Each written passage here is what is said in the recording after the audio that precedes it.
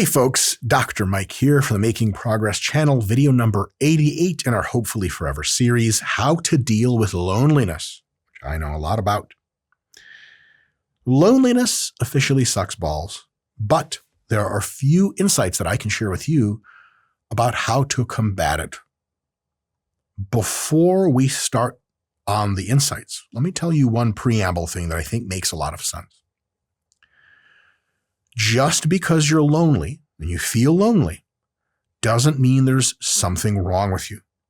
I mean, maybe you're a serial killer and there's a lot wrong with you, but I can't guarantee there's anything wrong with you, but loads of perfectly attractive, perfectly social people are lonely for a variety of issues. Some of these are environmental issues.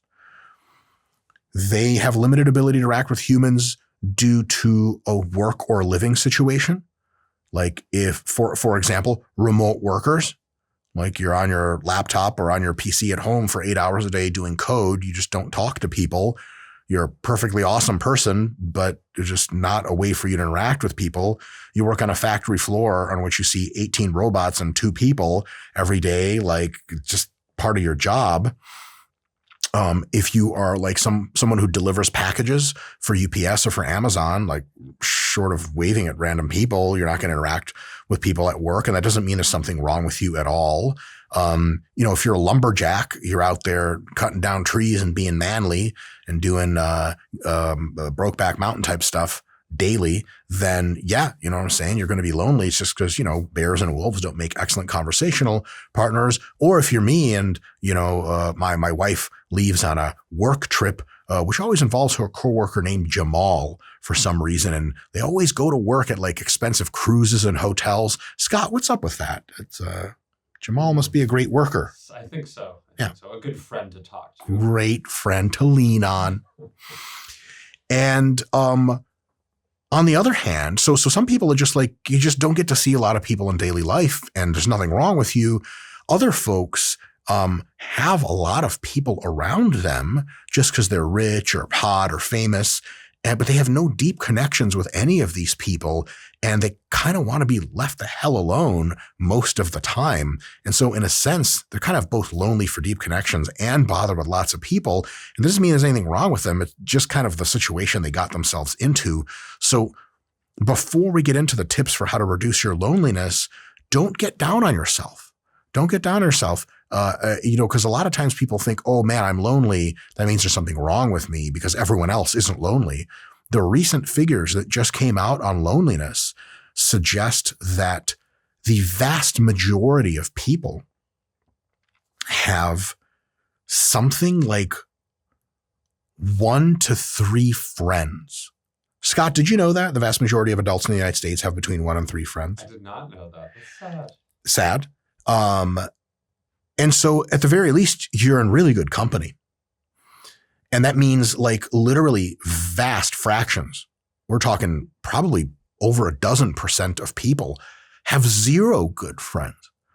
I mean, that's a lot of people. And most of those people are totally cool and normal as shit. They just don't have a lot of friends or any friends at all.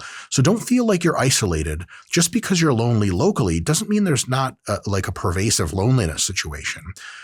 They say this used to be better back in historical times.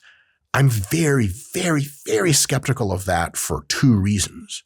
One is that maybe people had more people around, but they weren't the kind of people that were your friends and they just made fun of you a lot. Like the kind of bullying we had back even when Scott and I went to school would make the national news daily today if it happened in schools. It's like, oh, you were around other people, all right, but they made you miserable. Tons of people from small towns that, Scott, you know that whole trope in the forever up until the 1980s or whatever, where like you grew up in a small town and you beg to God, you just can't wait to leave that small town as soon as possible. But people in small towns tend not to be lonely, but somehow they still want to leave. So sometimes you have people around. It's not great. The other problem with loneliness and things like that is now we're getting really, really good data on it. Before, you just didn't have any good data on it. So people say, oh, back in the day, people weren't as lonely, which is probably true nominally, but the quality is maybe not there. And also, we don't even know how lonely people were because mostly people just never asked, especially the lonely people who you never talked to. So don't even think like, oh my God, there's a epidemic of loneliness. Low key there is, but it's kind of similar to how humans have kind of always been. And again, back in tribal times, small group hunter-gatherer times, you were lonely for precisely never. But again, you might have been low on the totem pole in the hunter-gatherer group, so you were always thinking about ending it all and your life was miserable. Loneliness is a good solution to not being miserable if everyone around you sucks. So again, it's all in context. Don't feel like it's the end of the world, because it's not. Funny enough, Scott, 1 to 3 friends on average, I believe, is the statistic for people today. And to most people want more friends than that.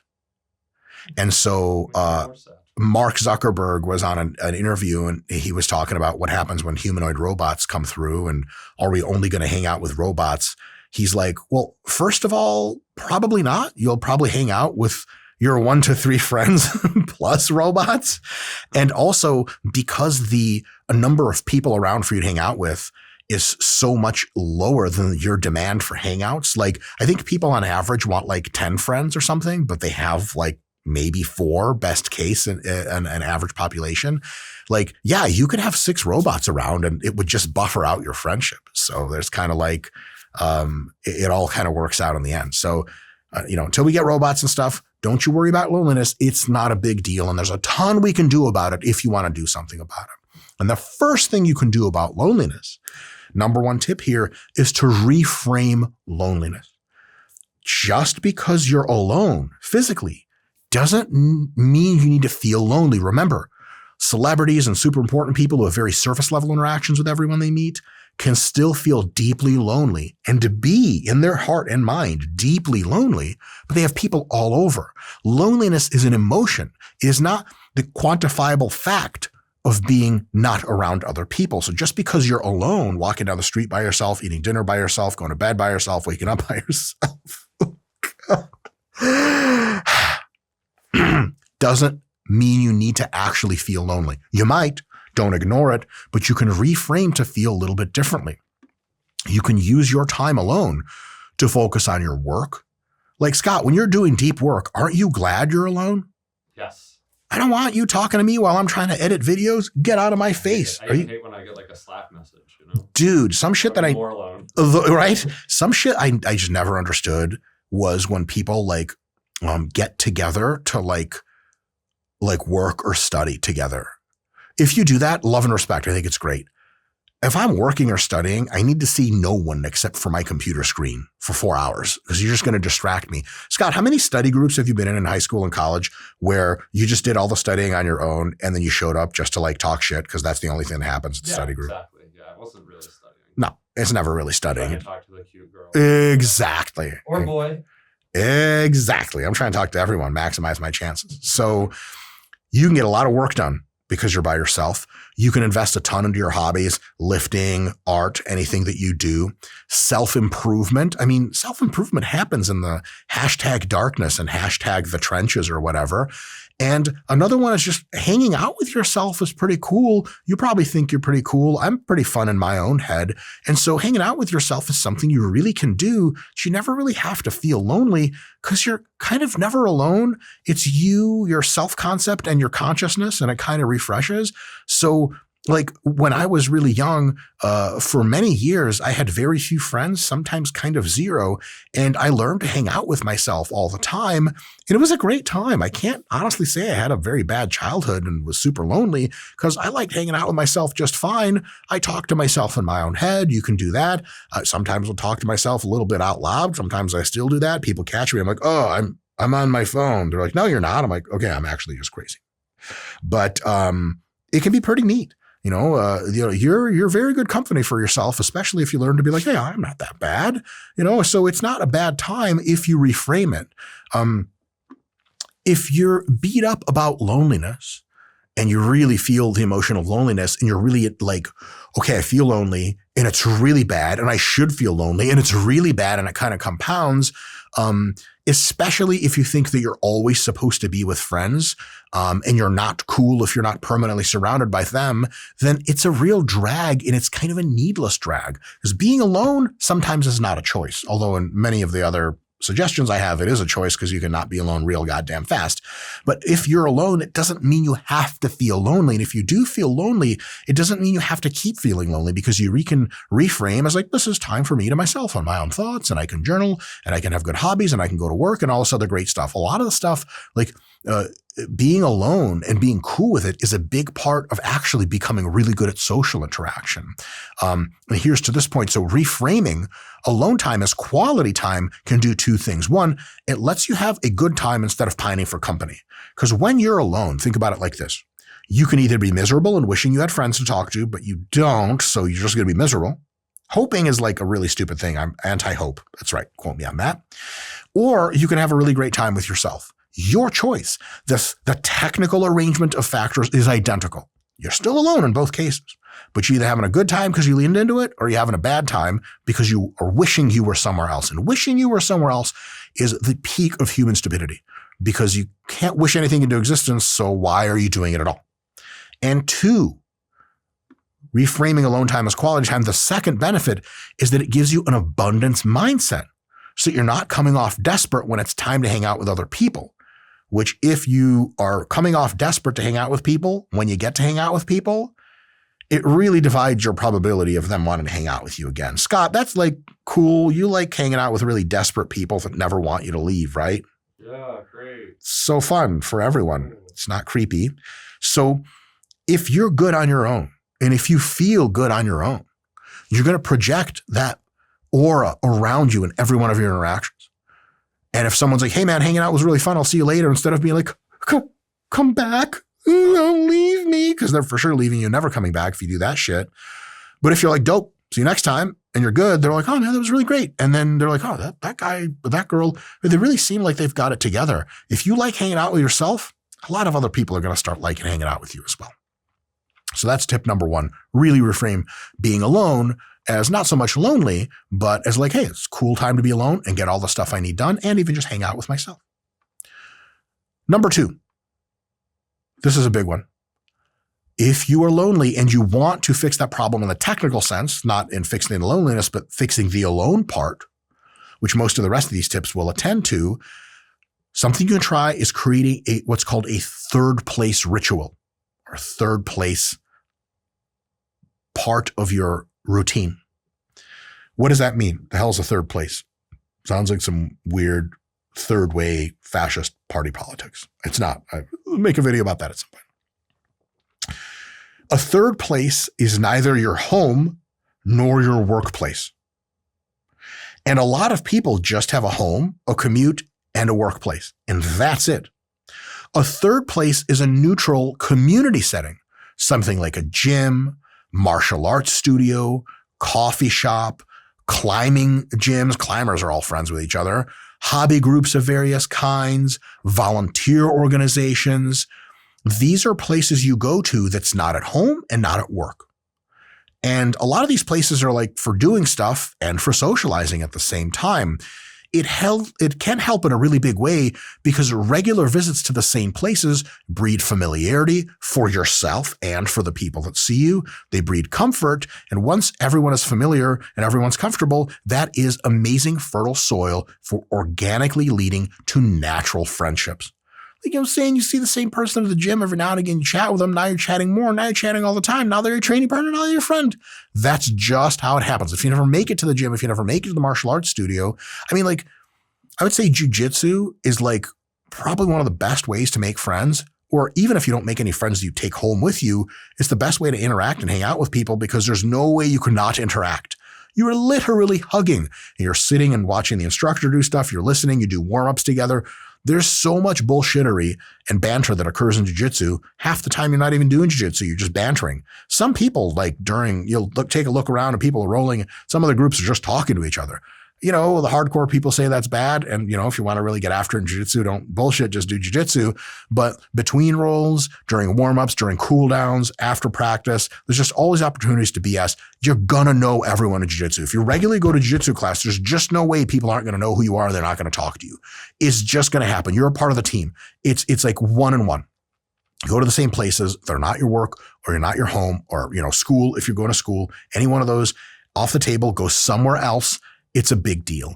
And when you go, if you really want that next level of reducing loneliness, don't just passively go. I mean, at first you can just passively go and feel things out, but actively engaging is always a good idea.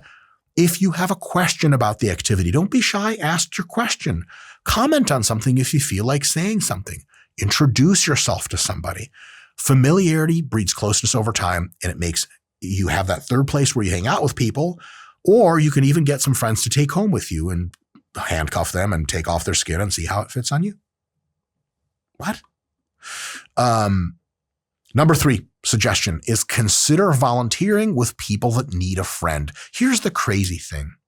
You can at the same time worry about how lonely you are and intellectually realize that there are other people in dire straits that are lonely as well and make no effort to connect with them, even though if you do, you make yourself and them immeasurably happier. For example, old people homes. There are a bunch of old people that live in old people homes that don't have any extant family members or friends, or they do, but they never come to see them. And old people are like some of the coolest people in the world because every bullshit crap thing you think about in your life and worry about, they've already been through that shit. They served in Vietnam. You're never going to have as hard or stressful a time in life as they did for a year of their life in your 40 years, because every time we get into the more of the future, life gets so much better and easier and we just bitch about it more.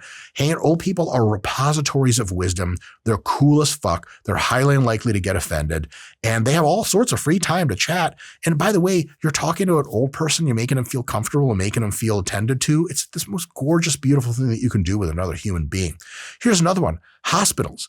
Hospitals are full of sick children who have no one to talk to all day when they're getting all their tests and treatments, and sometimes they live at the hospital for a while.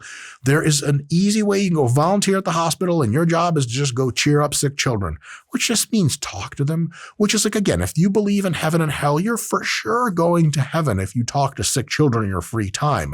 Another way of saying that is it's just a really awesome thing. And if you're really lonely and you mean it, you're going to go volunteer at old people homes and children's hospitals because it's like 18 birds with the same stone. And don't tell the sick kids that. They might take that the wrong way. Again, the bird gets crushed. Scott, no one ever talks about that. Mama bird has a worm in her mouth and she's on her way to her beautiful little baby birds, and squawk, the stone just crushes every dream she's ever had. It's messed up. It's fucked up. Rec centers, blood drives.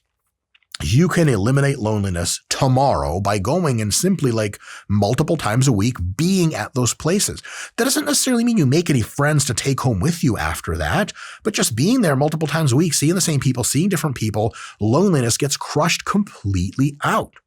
And you're doing an amazing service for humans in need, and you're making great friends on occasion that will last a lifetime. So this is just one of these ultra mega easy hacks you can just do right now. It's super, super important. And if you're like, oh, yeah, I kind of don't want to hang out with those people, well, then apparently you're not that lonely. But don't worry, there are more tips. Number 4, harness shared purpose activities, especially if you're male, which you're almost certainly male if you're watching this channel. Men often bond best through activities rather than through face-to-face sit-down conversations. That's girl shit. I love both of those because I'm not really that masculine, it turns out. But shared struggles and working towards goals naturally build connections in everyone, but especially males. So again, Brazilian Jiu-Jitsu, Muay Thai, CrossFit, hiking groups, gaming communities, volunteer work like Habitat for Humanity, where you get to build some shit. Scott, we should do a video. Dr. Mike builds Habitat for Humanity houses where I just put a nail through my own hand by accident and the video ends 5 minutes later. You're like, oh, that was short. Just never been able to do anything in the real world. These are all great activities that can get you hanging out with people and making really, really good connections. A pro tip here is to pick an activity that generally excites you, ensuring that you'll both stick with it and you're not going to be like a weird person at that activity. A lot of people, especially to try to get laid, they'll go to activities they hate. Someone's like, how do I get laid? And go to a bar, but you hate the bar. So they're being a hater and no one's attracted to that. And if people are attracted to you hating, then definitely don't get with them because they're fucking weird and toxic. So, pick activities you really like. I'm categorically, let's see, I do Brazilian Jiu-Jitsu. I think that's great. I wouldn't do CrossFit because I'm not hardcore enough. Hiking groups are fun. I would do that. Gaming communities are dope, even though I suck at video games. volunteer work, like Habitat for Humanity, I would just, again, like I would nail my own finger through, and that would be the last time I did that. So I'm unlikely to do that. And so you got to kind of pick and choose. There's so many things you can go out and do activity-wise to make friends with that you just kind of pick the stuff that you like. And look, a lot of you guys who have no friends are big on gaming. There's lots of in-person meetups for gaming, and you can get started doing that. To the point of gaming, point number 5 on how to reduce your loneliness is to use online communities as a bridge, but not a replacement, because human face-to-face time is a big deal. And so if you're using online interactions as your placeholder for human interaction, totally, you're getting better than zero for sure. Imagine if you were in a jail cell, total isolation, and they were like, okay, you can either have nothing to talk to that's human, or you can be on forums and like Facebook and Instagram and like talk to people in DMs and comments. Which one do you want? Of course you would choose the interaction digitally. But if there's another option of you get to see real people, well, like that is way, way, way better. So online groups, Discord groups for your favorite stuff, Reddit forums if you're really involuntarily celibate and you have nothing going for you and you're bordering on ending it all. Just kidding, Redditors, though you don't exist in real life, I'm convinced. Twitch streams. These can always be valuable for initial comfort building and vibe building, but you want to make sure that you transition from purely digital interaction to in real life interaction as soon as you're comfortable and interested in that sort of thing. Why does this work? Because online communities can reduce initial anxiety. They can bring you in with lots of people that have similar interests that you would never in a million years meet in real life because they live in another city or they live just down the street. And Scott, isn't that trippy that like you can have someone who lives down the street that you eventually become best friends with, but you would never, ever, ever have met them because people just don't walk up to you by your car and go, hey, neighbor, what are you up to today? What are your interests? That's how you get shot. Yeah. Or the police show up and then shoot you. You could like, it's almost, isn't there a weird thing? Like, I think back in the day it was a little different. Back in the day, you were like supposed to talk to your neighbors. But now what I've read from the sociology reports is that talking to your neighbors is considered really strange by most people. I chat with mine, but I keep it brief. I don't want them to think I'm crazy. Exactly. And it's funny because almost like very few people are crazy, but we're all like weird about that, like I don't know. Anytime you see someone in the street and you like start up a conversation, you're just like, number one is like, don't come off like a serial killer. But like, how many freaking serial killers are there out there? Like everyone's like is way too paranoid. It's totally, it's a thing we have to deal with. So if you go and establish familiarity in online communities, then, especially if you're using your IRL avatar and people can confirm that you're a real human. You have multiple other social media accounts they've seen you on. You posted videos. You have tags from like a school you go to, a workplace you are, like confirmed human and not going to, use my skin as a coat. Then all of a sudden you can parlay those interactions online into real life. My wife used to be, she's like a racer girl type of bitch. And she was in like car forums where they talk about like, this is the most riced out shit ever. Like modding their cars and racing their shit, like Subarus and stuff like that. All love and respect. You guys are great. But like she started out just being online and then like would go to meetups and like met friends and boyfriends. And she got into the swinger thing for a while, demon worship, eyes wide shut type of stuff. Scott, Tuesday night for you. Yeah, typical. All jokes aside, she hung out with those people and developed like real friends and, hung out with real humans, even though the beginning of it was online. Local discords are great. Meetups, especially interest-based ones are awesome, like sports stuff, tabletop gaming. That's like a huge unlock. If you do tabletop, like board games or something like that, board game meetups are a thing. I mean, you don't need to parlay that into anything because once you're there, you are not lonely. You are interacting with people, but then you chat with people and you develop some real friendships. It's just more and more and more.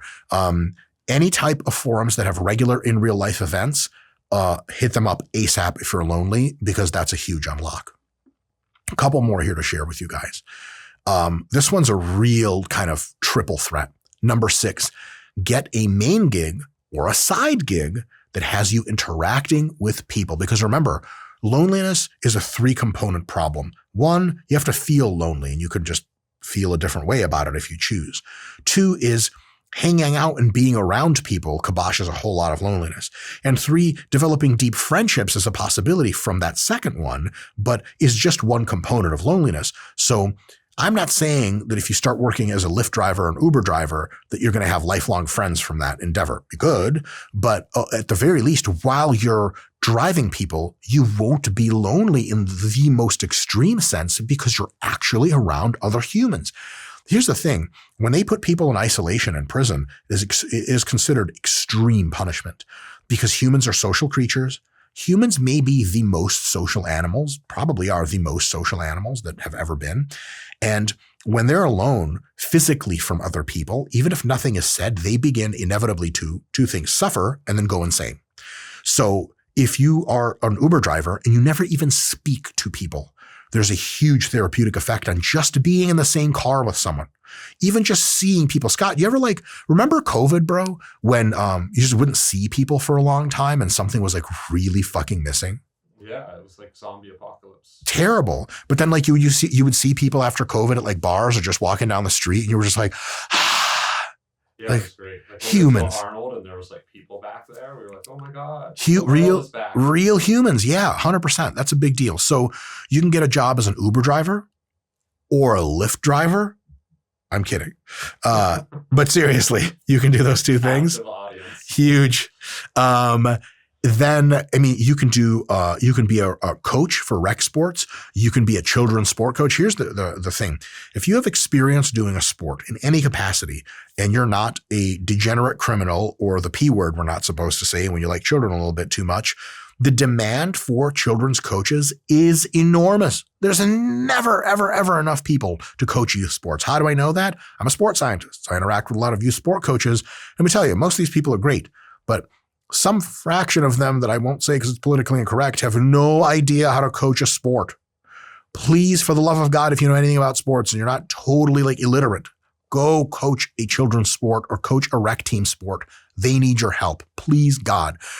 Anytime people worry that robots are going to take every human job, I think people are misunderstanding how many jobs are simply not listed on the job registry because no one's even bothered to be that job is 10x less filled than it could be. Most youth sports have barely a coach at all. Some youth sports aren't even formal sports because there's just not enough people to coach you. The school's not going to hire a coach. So volunteer coaching is a really, really big deal. I did it once. It wasn't for me. It was a swell time. It just wasn't my vibe. But because I honestly can't be dependent upon it was teenagers, high school kids. Scott, you understand I can't be dependent to not say politically incorrect shit around teenagers. I'm not allowed to be around teenagers. I just get into jokes that only adults are supposed to be hearing from other adults, and I just have to cut myself off. But a lot of people are into that vibe. Here's another one. Waiter. Being a waiter or a waitress, you're around people 24/7. You talk to the kitchen staff. You talk to the waiters. You talk to humans. If you have any compunction about social interaction and you think you're socially awkward, the good thing is, and I'll get to this in a little bit, social awkwardness or social fluidity is a trained skill. And because we know for a fact that your brain is way more plastic and changeable than your muscles or your bones, you already know, maybe from my other shit, if you follow me on the fitness stuff, that your ability to get bigger and stronger in the gym is just night and day from how you start. You can just completely transform yourself. Your ability to transform your brain stuff, like social skills, is even way higher than that. So if you think you're awkward, consider this. After being a waiter for a few months, you'll be able to talk to anybody. Why? Because you talk to everybody. And the weird thing about socializing is you just don't kind of want to spook people off. Scott, that's a thing, right? If you're at the mall and there's someone in the elevator with you, you just if you're not used to social interaction, you kind of don't want to impose, right? Yeah. That's the big wall between people. And it's a totally implied wall and it really just doesn't exist, but it's kind of a vibe. And if you've never cold opened people, which means just start talking to people, it can be seemingly impossible. But if you're a waiter, it's literally your job to cold open people, and they're expecting you to talk to them. It can smooth you out like crazy, and it's a really fun time. So waiter, here's another one. This one's honestly a bit too much social interaction. Bartender. Scott, my notes here, I said, you'll pay good money not to see people for hours after each shift. You're going to want to be lonely. As a bartender, you happen to be mostly sober around people that are some degree of drunk all the way to blackout violent drunk. And boy, are drunk social. Holy shit. So if you really want to break the social ice, just go bartend. They always need bartenders. It's a highly, highly sought after position. And Scott, last time I checked, bartending is like crazy money, right? It's getting pretty good, I think. It's like really intense. And so, I mean, my God, also as a bartender, you're friends with other bartenders, you're friends with bouncers and stuff. They're nice people to be friends with, feel safe all the time. And you get to meet tons of people all the time. And so bartending is a thing, easy unlock. It pays you money and it instantly cures your loneliness problem. So not only are you getting paid, not only are you having a legit great social time, or at least being around other humans, but you can end up making friends from all these things. And it's like a triple unlock. It's unbelievable. It's a huge thing. Like if I told you the solution to loneliness was for you to make more money and also be paid to become less lonely, you'd be like, shut up. But it really is the case. Next, number 7, and I think I have 8 of these total, so we're almost to the end. What I previewed earlier. Actively develop your social fitness. It's just like physical fitness, except it can grow even bigger. So if you start out really awkward, don't you dare think that's just how you are. You can accept awkwardness as a part of the journey, but it won't last long because you build momentum as you interact. Couple of action steps for you to take. Challenge yourself. You don't have to do this. There's 50 other ways to do this. This is one thing that can really help. Strike up small conversations daily. Talk to baristas. Is it baristas or baristas? Barista. Hi, barista. Where's Jerry? Store clerks, shit like that. The thing is, you're supposed to be talking to those people, right? You can get a little joke in going or just ask, how was your day? You could do it autistically as shit. Nobody really cares. They usually answer really nice, even if they're awkward about it. Offer small compliments or sincere questions. Here's 2 that will blend really well with each other. I like your face. How did you get your face? It's a compliment and a question, and shit writes itself. So here's the deal. For real, the more you practice, the less anxious you feel. Do you feel social anxiety before talking to someone?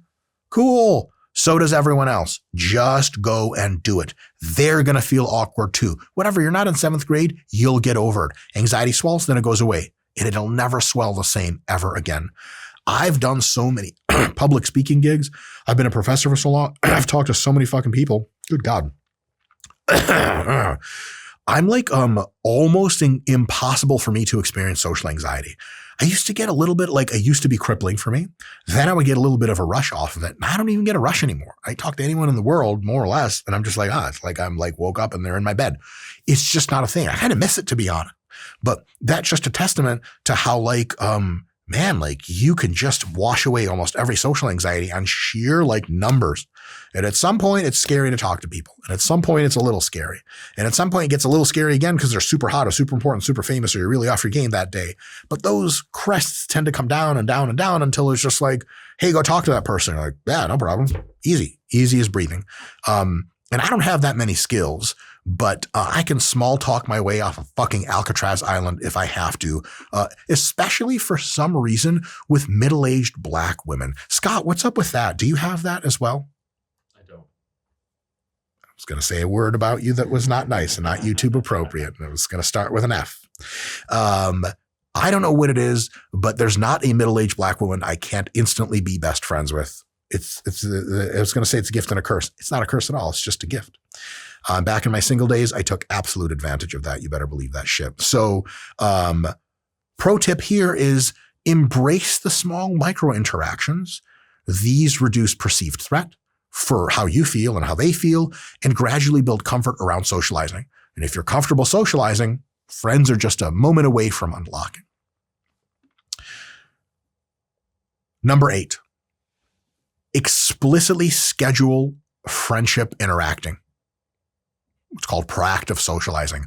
Once you have friends or even potential friends, people willing to hang out with you regularly, you have to explicitly schedule regular hangouts if you're the type of person that isn't good about this thing. And many people are not. I think, Scott, do you find it like some people assume that they'll just be contacted by their friends?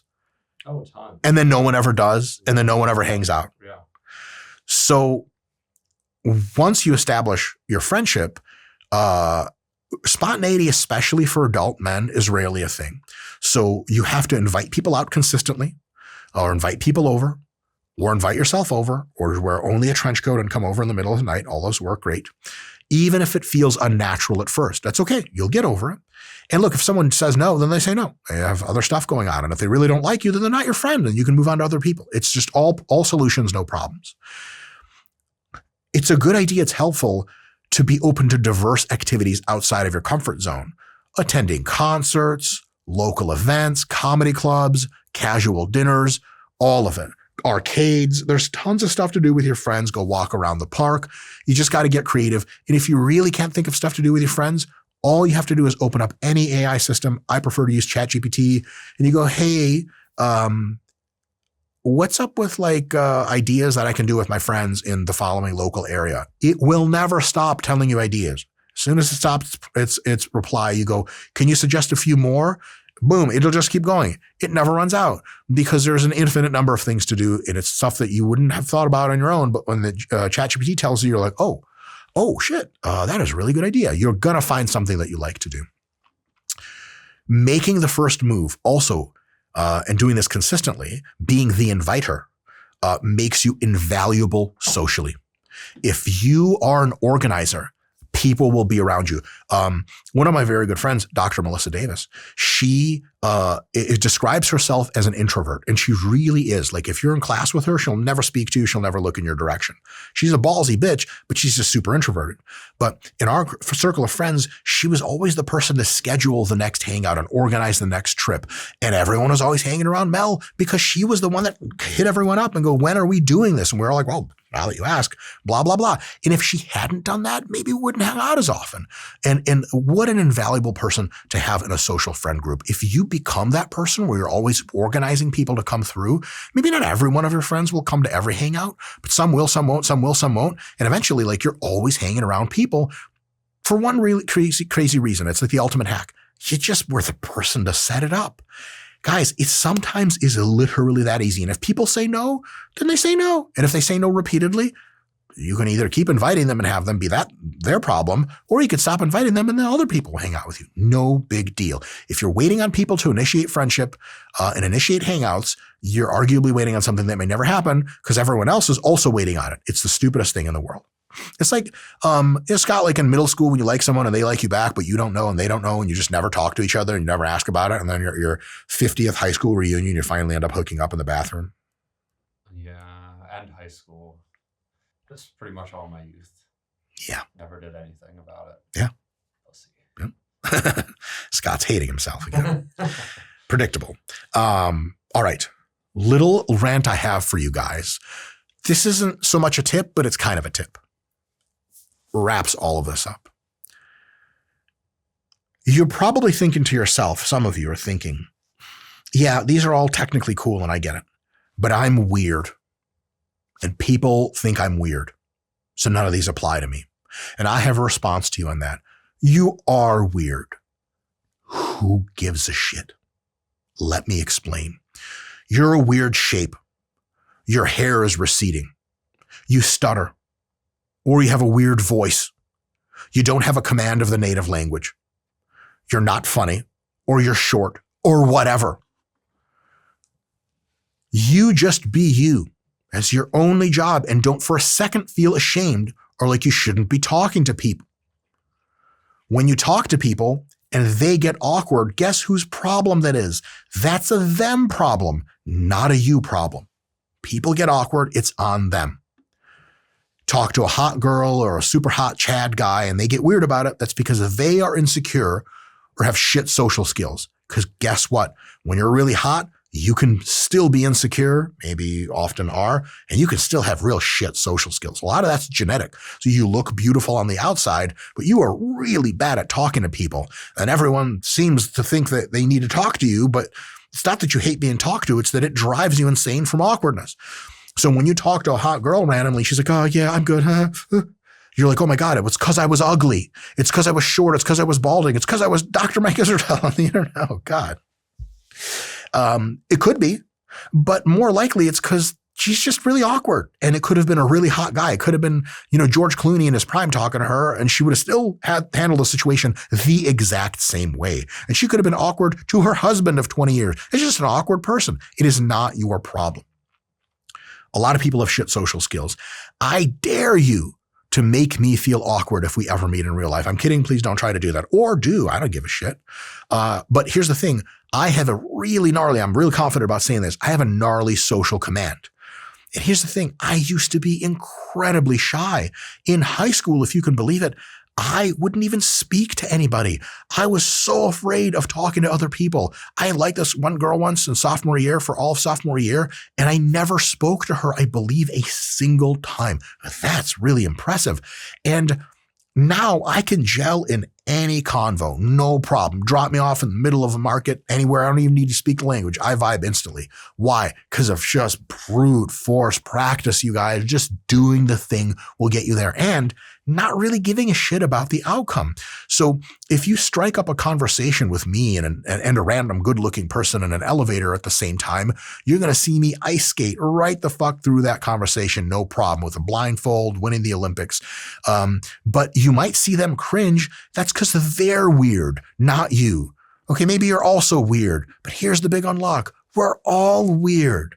And the least weird people are serial killers. That's right. The only person I know that's actually not weird is Scott, the video guy. He's definitely not weird and absolutely 100% heterosexual. No joke. Please stop asking about it. Guys, embracing yourself is what I'm trying to say. Embrace yourself. Worst thing that can happen is you judge yourself harshly for a weird interaction, then you talk yourself back to earth and you hit it again. You stay with that attitude, you're not going to be lonely for long. Folks, hopefully this makes some sense. If you want to establish a deep center to yourself and be able to maintain a frightening level of calm, even in what used to be pretty awkward conversations, in order for you to feel the wave of awkwardness as it hits you when you try to talk to someone and they try to pretend they didn't hear you, and you try to maintain a relatively even keel during that time, the best way to do that is two things. One, do that often and you get used to it. And two, consider becoming more mindful. The best way to become more mindful is through active mindfulness meditation, which I do pretty much daily after every workout with the Waking Up app. And we have a link in the description to the Waking Up app. It has discounts or something like that. Sam Harris is the man. The app is really awesome. Give that some thought. And even when you have Sam Harris talking to you in your ear, in some strange sense, you're not lonely anymore. See you guys next time.